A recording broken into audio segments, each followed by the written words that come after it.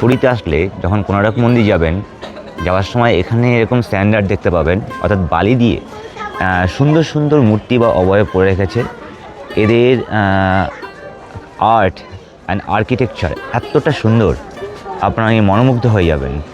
তাই যদি আপনি কখনো এই মন্দিরটাতে আসেন, মানে কোণার্ক মন্দির যাওয়ার জন্য যান, তো এইটাকে আপনারা একবার ভিজিট করে যাবেন, খুব ভালো লাগবে।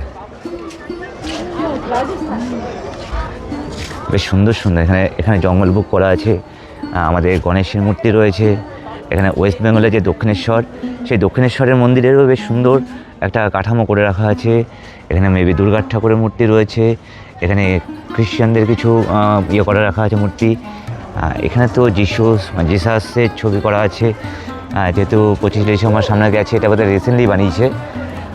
আর এইটা তো অপূর্ব সুন্দর লাগছে, দারুণ লাগছে।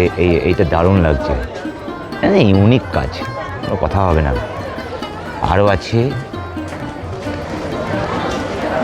এদিকে, আরও কিছু মূর্তি করা আছে, যেটা সত্যি খুব মানে একদম দর্শনীয়। এটা রামের মানে আমাদের পুরুষোত্তম রামজির মূর্তি, দারুণ দারুণ। এক কথায় কি অপূর্ব কাজ এদের হাতে, মানে কত ধৈর্য, কত ধীরে সুস্থে এই কাজগুলো করতে হয়েছে। তাই আমার পার্সোনাল একটা রেকমেন্ডেশন থাকবে, যদি আপনারা আসেন এখানটায়, অবশ্যই এই গ্যালারিটা দেখবেন, মিউজিয়ামটাকে দেখবেন। অ্যাকচুয়ালি আমরা যত অ্যাপ্রিসিয়েট করবো, তত এরা বেশি এনকারেজ হবে এই কাজ করার জন্য। লাস্ট যেটা রয়েছে জগন্নাথের যে মূর্তি, আর ঠিক তার সামনেই আমার গিন্নি দাঁড়িয়ে আছে।